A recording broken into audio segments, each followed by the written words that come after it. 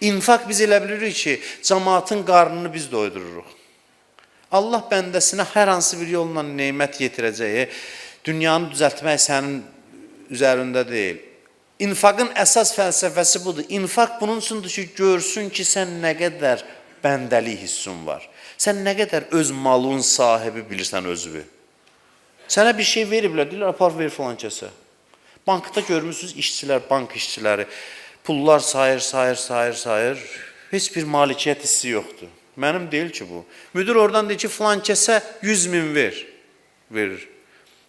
Falan kəsə 200 min verir. Niyə rahat verir? Çünki özünün deyil. Bilir ki, bu mənim deyil. Sayanda da bilir, baxanda da bilir, verəndə də bilir, rahat verir. Allahla bizim hesabımız budur. İnfaq edin deməkdə məqsəd budur ki, mən sənə vermişəm, müdür mənəm, sahibim mənəm, deyirəm filan kəsə apar ver, görüm sən nə qədər bəndəsən, nə qədər bu şeylər başa düşmüsən. Onda infaq asanlaşır.